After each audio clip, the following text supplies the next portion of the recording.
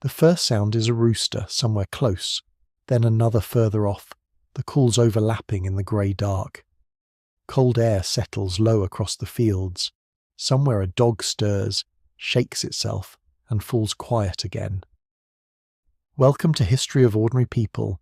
Here, we leave behind the famous names and step into the lives of the people who built the world around them, live the lives history forgot.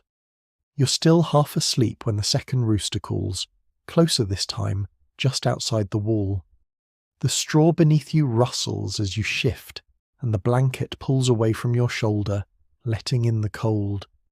Smoke from last night's fire still hangs faintly in the room, mixed with the smell of damp earth and animals close by. Somewhere to your left your wife is already moving, her feet quiet on the packed dirt floor.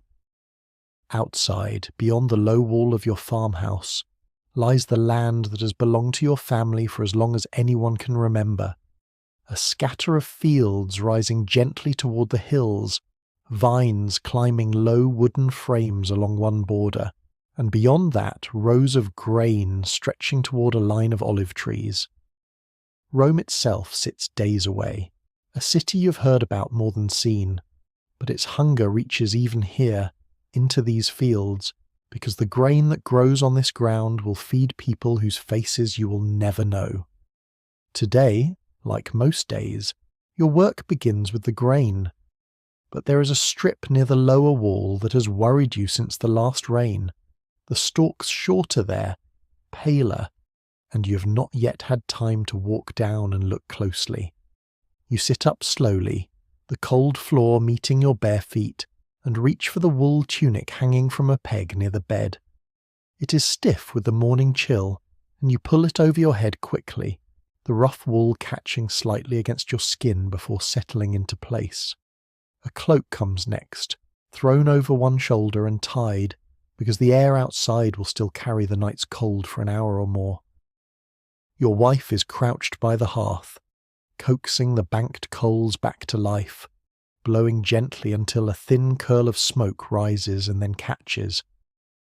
The smell of wood smoke fills the small room, familiar and grounding, the same smell that has greeted every morning of your life. Your children are stirring on their own straw bedding near the far wall, one of them mumbling something before falling still again. There is no rush to wake them yet. The animals will need attention before anyone eats. You step outside and the cold hits you fully now, sharper than it felt indoors. The sky to the east carries the first pale grey of morning, though the stars overhead are still visible, faint and scattered. Your breath shows in front of you, a small cloud that disappears almost as soon as it forms. The yard in front of the house is packed dirt, worn smooth by years of feet and cartwheels, and beyond it, the low stone wall marks where your land begins. From the small shed built against the side of the house, you can hear the ox shifting its weight, the soft thud of a hoof against straw, a low breath through wide nostrils. The goats are awake too, their hooves clicking against the wooden rails of their pen, impatient for the day to begin. You move toward the shed first, lifting the wooden bar that holds the door shut and setting it aside. The ox turns its head toward you, slow and unhurried, and you run a hand along its neck before reaching for the bundle of hay stored just inside the door. The hay is dry and rough against your fingers, and as you pull an armful free, dust rises into the air, catching the faint light. You spread it into the trough, and the ox lowers its head to eat, the sound of its chewing steady and unbothered. Beside the shed the goats press against the rail, and you toss a smaller portion their way, enough to keep them content until they are let out to graze later. Their bleating settles into low, satisfied murmurs as they begin to eat. With the animals fed, you walk back toward the house, where the smell of something warming over the fire reaches you before you step inside. Your wife has set a pot near the coals, and inside it, water and grain are beginning to soften into the thick porridge that will be your meal before the real work begins. The children are awake now, sitting close to the fire, rubbing sleep from their eyes. You take a wooden bowl from the shelf near the door, the surface worn smooth from years of use, and wait while your wife ladles a portion into it.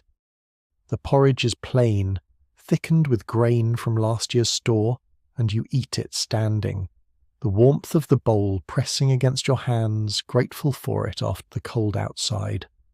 There is little conversation this early. Your eldest, a boy not yet old enough to work the fields alone, watches you eat and waits to see what the day will hold for him. You tell him, between mouthfuls, that he will help carry water to the vines this morning, and he nods, already pulling his sandals toward him. When the bowl is empty, you set it aside and reach for your tools.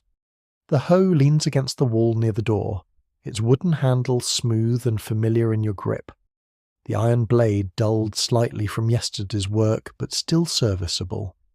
You also take the small knife you carry at your belt, useful for a dozen small tasks throughout the day, and a length of rope coiled over one shoulder, the kind of thing a farmer learns never to leave behind. Stepping back outside, you find the light has changed. The grey of early morning has softened into something paler, and the shapes of the fields are becoming clearer, rows of grain catching the first hints of light along their tops. You walk the path that runs along the edge of your land, the ground beneath your feet damp from the night, soft in places where water has pooled slightly. To your right, the vines stretch in their low rows, leaves still curled tight from the cold, waiting for the sun to reach them. To your left, the grain begins, and you slow your pace slightly as you move into it, letting your hand brush against the stalks as you pass. The grain is taller here, near the upper path, healthy and green, swaying slightly with your movement. Down the lane, a neighbour's cart creaks past loaded with jars of oil, the wheels catching in the ruts left by yesterday's rain, and you raise a hand in greeting without breaking your stride. Your attention moves toward the lower section of the field, the strip near the boundary wall where the soil tends to hold water longer after rain. It is there that you noticed, 2 days ago, that the stalks looked different, shorter than the rest, paler at the tips. You've been telling yourself it might be nothing, a patch that simply caught less sun, or soil that drains differently than the rest. But this morning, with the rest of the field looking strong and full around you, the difference seems more obvious, and you find yourself walking toward it before you have fully decided to. The ground here is heavier underfoot, the soil dark and slightly sticky from the rain 2 nights ago. You crouch down beside the first row of weaker stalks, running your fingers along one of them from the base to the tip. It feels thinner than the others, the leaves a shade lighter, almost yellow near the edges. You pull one stalk gently, testing the root, and it comes free more easily than it should, the roots short and pale where they should be deeper and darker. You sit back on your heels for a moment, looking out across the patch, trying to judge how far it extends. It is not large, perhaps a few rows wide, but it sits in a part of the field that matters, close enough to the wall that water from the higher ground tends to settle there after heavy rain. You decide not to do anything just yet. There is too much else to attend to this morning, and one weak patch of grain, however troubling, is not an emergency. But you make a quiet decision as you stand and brush the dirt from your hands. You will come back to this spot more than once today, between other tasks, to watch how it looks as the sun rises higher and the ground begins to dry. For now you turn back toward the upper field, where the real work of the morning is waiting, and the weak patch settles into the back of your mind, a small thread to follow through the hours ahead. The path back toward the upper field feels shorter than it did on the way down, your mind already moving ahead to the work waiting there. By the time you reach the edge of the grain, the light has changed again, the grey giving way to something warmer, the first real colour of morning touching the tops of the stalks. Your wife is already there, a hoe resting against her shoulder, and beside her your younger daughter crouches at the edge of the row, pulling at something low to the ground. You set down the rope you carried earlier, looping it over a fence post where it will be out of the way, and lift the hoe you brought with you. The handle is warm now from your grip, though it was cold when you first touched it this morning. Ahead of you, the rows of grain stretch toward the far wall, and between them, low weeds have pushed up through the soil, the kind that creep in quickly after rain and choke the grain's roots if left too long. This is the work of the morning, the same work as most mornings at this time of year, walking the rows and clearing what does not belong there. You step into the row beside your wife, and without much discussion, fall into the rhythm of it.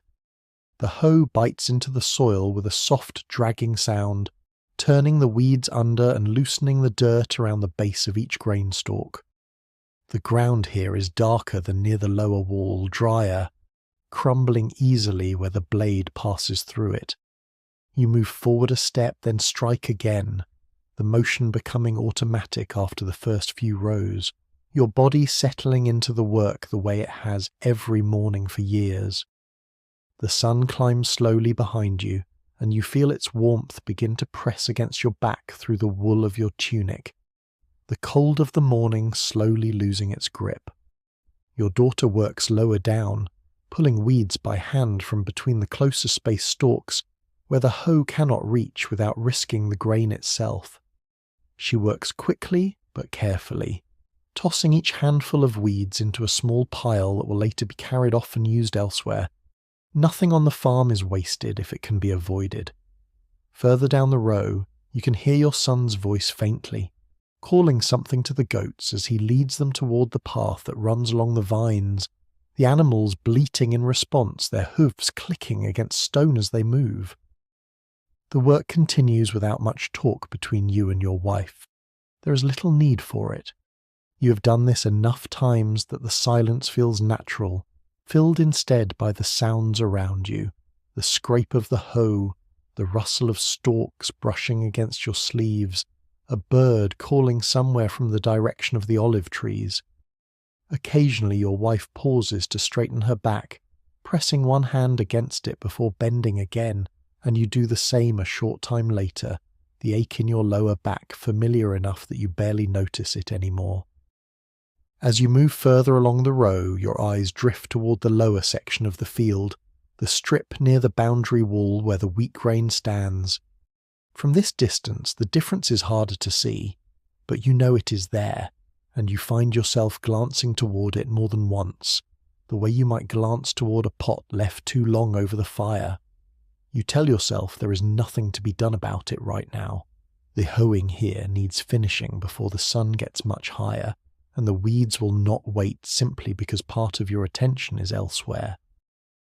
Midway through the row, your hoe strikes something harder than soil and you stop, crouching down to see what it is. A stone, half buried, larger than your fist, sits just beneath the surface where it has likely been turning up year after year, worked loose a little more each season by the plough and the hoe and the frost. You work your fingers around it, loosening the dirt with your other hand until it comes free with a soft pulling sound. You toss it toward the edge of the field, where a small scatter of similar stones has gathered over time near the base of the wall, evidence of years of this same small task repeated without end. Your wife glances over, says nothing, and continues her own row. This is simply part of the ground, something to be removed when it appears and forgotten about until the next one surfaces. By the time you reach the far end of the row, the sun sits higher in the sky, and the morning's chill has fully given way to warmth, the kind that makes you glad of the shade near the olive trees at the field's edge. Your back aches more now, and your hands feel the work in them too, a dull soreness in the palms where the hose handle has pressed against the same spots for hours. You straighten fully, pressing both hands into your lower back, and look down the row you have just finished. The soil turned and cleared, the grain standing a little straighter without the weeds pulling at its roots. It is around this time that your son returns from the vines, the empty water jar balanced against his hip, and he calls out that the goats have settled to graze near the lower path, close enough to the boundary wall that you can just make them out from where you stand. You nod toward him, and something in the moment, the goats near the wall, the lower field within sight, draws your attention back to the weak patch of grain. You decide this is as good a time as any to check on it again, before the day moves further along and the work pulls you elsewhere. You walk down toward it, the ground growing softer underfoot as you near the boundary wall, the same heaviness to the soil you noticed earlier. Crouching beside the weak stalks again, you look them over more closely now that the light is fuller. The yellowing at the tip seems unchanged, not worse, but not better either. You press a finger into the soil beside one of the roots, and it gives easily, damp still, even with the sun now well above the horizon. You glance toward the higher ground beyond the wall, where water tends to run down after heavy rain, and a thought begins to form, not a conclusion yet, just a thread worth following later in the day. For now you stand, brushing the dirt from your hands, and decide the patch can wait until after the midday meal. The thought of food arrives at almost the same moment your wife calls from the edge of the field, her voice carrying easily across the open ground. You make your way back toward the house, your son falling into step beside you, the goats left to graze undisturbed for now. The walk back feels different from the walk out this morning, slower, the heat of the day beginning to settle over the fields, the grain swaying gently in a light breeze that has picked up since sunrise. Inside, the meal is simple and already laid out on the table, just as it usually is at this hour. A round of bread sits on a wooden board, its crust dark and slightly uneven from the oven, alongside a small block of cheese and a bowl of olives, their skins glistening faintly. A jug of watered wine stands nearby, and your wife pours a portion into a cup for each of you as you sit. You break off a piece of the bread, the crust giving way with a slight crackle, the inside still soft, and press a bit of cheese onto it before eating. The cheese is sharp, slightly salty, and pairs well with the bread's plainness.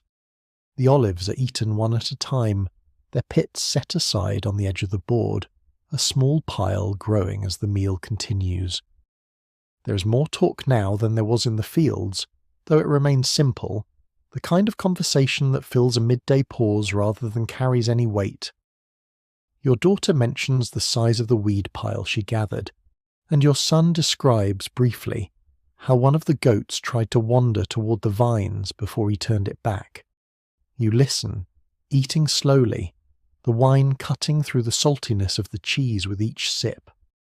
The meal does not take long. There is too much daylight left to spend much of it sitting still, and before long you find yourself standing again, brushing crumbs from your tunic, your mind already turning toward the afternoon ahead and toward the lower field, where the weak patch of grain is still waiting for whatever answer the rest of the day might bring. The afternoon sun presses warmer against your shoulders as you step back outside, the shade near the doorway offering a brief moment of relief before you move into it again. Your wife gathers the children toward the vines, where the afternoon's work will continue much as the morning's did, weeding and tying back loose growth along the wooden frames. You watch them go for a moment, then turn toward the small shed where the heavier tools are kept, your thoughts settling on the lower field and the patch of wheat grain that has stayed with you since this morning. Inside the shed the air is cooler, smelling faintly of dust and old wood. You run a hand along the tools hanging from pegs on the wall until you find what you're looking for, a narrow iron-bladed mattock, its edge worn smooth from years of use but still sharp enough for digging. You lift it down, testing the weight in your hand, and grab a short wooden stake as well, the kind used to mark a line in the soil. With both in hand, you head down the same path you walked twice already today. The ground beneath your sandals warm now where the sun has reached it, dry in patches, still damp in others where shade lingers longer. At the lower field, you set the stake aside for a moment and crouch once more beside the weak stalks, looking past them this time, toward the slope of the ground beyond the wall. The land here tilts ever so slightly downward, barely noticeable when walking across it, but enough you suspect that water gathers along this edge after a hard rain and takes longer to drain away than it should. The soil beneath your fingers confirms it again, heavier and damper than the soil higher up the field, even now, well after the rain has passed and the sun has had hours to work on it. You stand and walk the length of the wheat patch, pacing it out roughly, judging where the dampness begins and where it ends. Near the far corner, close to where the wall meets a slight dip in the ground, the soil feels wettest, almost soft underfoot. This, you decide, is where the water collects, seeping outward from there into the rows nearest it, slowing the roots, starving them of the air they need.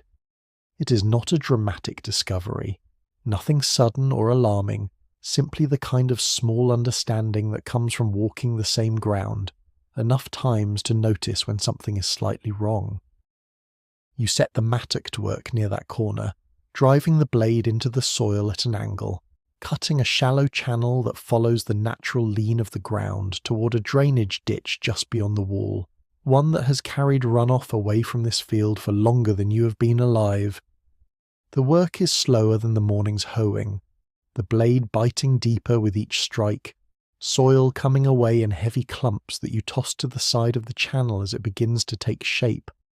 Sweat gathers at the back of your neck and you pause more than once to wipe it away with the back of your hand. The sun now fully overhead and warm against the exposed skin of your forearms. As you work, you become aware of footsteps on the path above the field, and you straighten, resting one hand on the mattock's handle, to see a neighbour approaching, a man whose land borders yours along the eastern wall. He raises a hand in greeting and you return it, setting the tool down as he steps closer. He asks, in the easy way of someone simply passing the time, whether your fields took much from the recent rain, and you tell him about the patch near the wall, gesturing toward it with your free hand. He nods slowly, unsurprised, and mentions that his own lower field has the same trouble most years, the ground there holding water longer than anyone would like.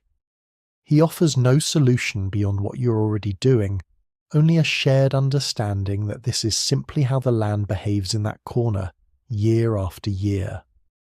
The conversation does not last long. He has his own afternoon waiting for him, and after a few more words about nothing in particular, he continues along the path, his figure growing smaller as he heads toward his own fields.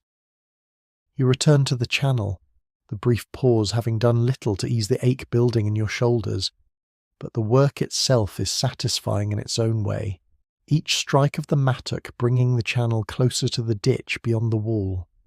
When the blade finally breaks through the last stretch of raised ground, you feel it give differently, the resistance dropping away, and a thin trickle of water immediately begins to move along the channel you have cut, slow at first, then steadier, finding its way down the slope and disappearing into the ditch beyond. You crouch beside the channel watching the water move for a moment.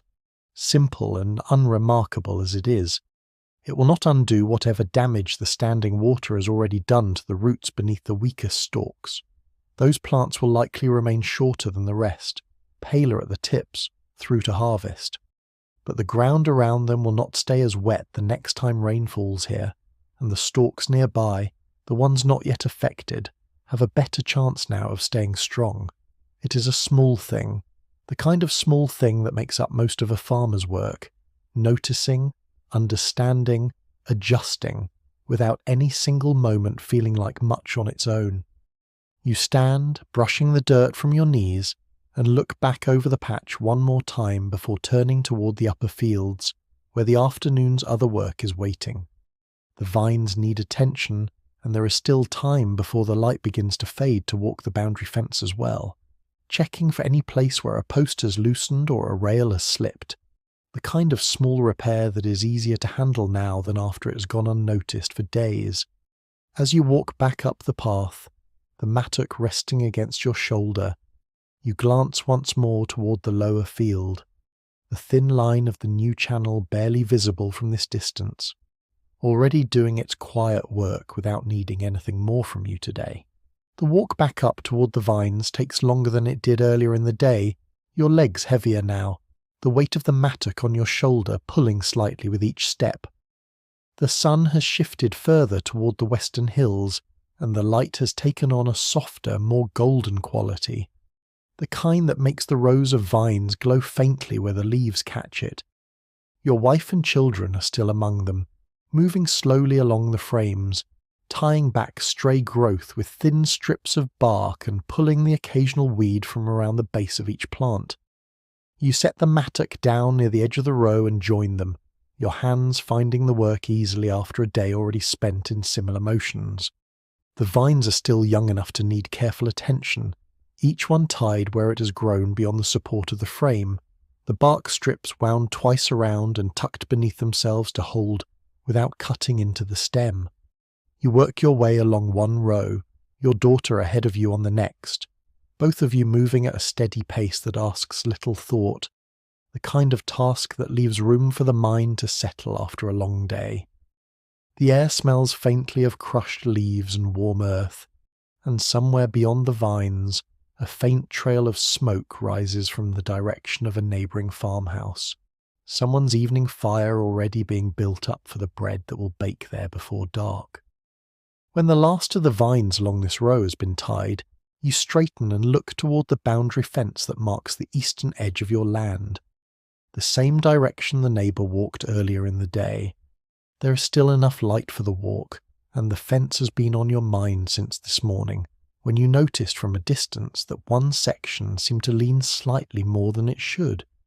You tell your wife you will check it before coming in, and she nods, already turning her attention toward gathering the children for the walk back to the house. The fence runs along a low ridge, wooden rails set between posts driven into the ground years ago, some of them replaced more recently than others. You walk its length slowly, running a hand along each rail as you pass, feeling for any give in the wood. Most of it holds firm, the rails settled into their posts the way they have been for as long as you can remember. But near the far end, just as you suspected, one post has shifted, leaning outward slightly where the ground around its base has loosened, likely from the same rain that left the lower field so wet. You crouch beside it, testing the post with both hands, feeling how easily it moves compared to the ones beside it. It is not broken, not in any danger of falling tonight, but left alone through another heavy rain, it could work its way looser still. You glance back toward the shed, calculating how much daylight remains, and decide there is enough time for a quick fix, nothing elaborate, just enough to hold the post steady until you can return with proper tools another day. You gather a few of the stones scattered near the base of the fence, the same kind you cleared from the grain field this morning, and wedge them firmly into the loosened soil around the post, packing the earth back around them with the heel of your hand until the post no longer shifts when you press against it. Satisfied, you stand and brush the dirt from your hands again, your palms feeling raw now after a full day of similar work, the skin there toughened from years of it, but still tired by this hour. The light has shifted further while you worked, the gold deepening toward orange, and you turn back toward the house, the fence behind you steady again for now. By the time you reach the yard, your son has already brought the goats in from the lower path, herding them toward their pen with the easy familiarity of someone who has done this every evening of his life. The animals move without much resistance, used to the routine, and settle quickly once inside, lowering their heads toward the feed left for them earlier. The ox is the last to be seen to, and you lead it back into its shed yourself, running a hand along its neck as you did this morning, checking that the rope holding the gate is secure before stepping back out into the yard. Inside, the smell of cooking reaches you before you fully step through the doorway. Something simple simmering over the fire, grain softening in water alongside a few vegetables your wife pulled from the small garden plot near the house earlier in the day. The room feels warmer than it did this morning, The fire built up higher now against the coming night, and the light inside has shifted to the orange glow of the flames rather than the pale grey of dawn. You sit, your body settling into the low stool near the table, with a tiredness that has been building steadily since midday, the kind that makes sitting still feel like its own small relief. The evening meal is eaten slowly, more slowly than the midday one, with less urgency pressing against it. The children talk more now too, recounting small details of the day, the goat that wandered too close to the vines, the stone you pulled from the grain row, the new channel cut near the lower wall. You listen, eating, the warmth of the food settling into you alongside the warmth of the fire, and for a while, the work of the day feels distant, something already behind you rather than something still pressing forward. When the meal is finished, there is little left to do before sleep. Your wife banks the fire carefully, arranging the coals so they will hold through the night without needing much attention, covering them with ash until only a faint glow remains visible at the edges. The children settle onto their bedding near the wall, their voices growing quieter, then fading into the steady breathing of sleep not long after. You step outside once more before settling in yourself, the air noticeably cooler now, the sky overhead deepening into a dark blue scattered with the first stars. From the doorway, you can just make out the shape of the fields beyond the yard, the grain a darker mass against the lighter ground, the lower wall and the patch beside it lost now in shadow, settled for the night along with everything else. You stand there a moment longer than you need to, simply looking out at the land before turning back inside. The straw bedding feels familiar beneath you as you lie down, your body sinking into it with a particular heaviness that comes only after a full day of physical work. The blanket settles over your shoulder, and somewhere nearby, the low sound of the ox shifting in its shed drifts faintly through the wall, steady and unremarkable, the same sound that has closed every day on this farm for as long as you have lived here. The fire has burned down to almost nothing now, just a faint orange glow beneath the ash, giving off more warmth than light. The house is quiet, the kind of quiet that settles in only after a full day, when there is nothing left that needs doing, and nothing left that can be done until morning. You lie still, listening. The ox shifts again in its shed, a low sound through the wall then settles. Outside, somewhere in the dark, an owl calls once distant and is not answered. Your thoughts drift back over the day without much effort, the way they often do at this hour, moving from one small moment to the next without lingering long on any of them. The weeds pulled from between the rows, the stone that came loose from the soil tossed onto the pile with all the others like it, the fence post, steadier now than it was this morning, the thin trickle of water finding its way into the ditch beyond the lower wall. You think of the weak patch of grain again, briefly, the way you have thought of it on and off since this morning. It will not be fixed by tomorrow. Some of those stalks may never grow as tall as the ones around them, but the ground there will hold less water now, and that matters more than it might seem, not for tomorrow, but for the season still ahead and the one after that. Most of farming feels this way, you think. Small things, attended to quietly, that only show their worth much later, if at all.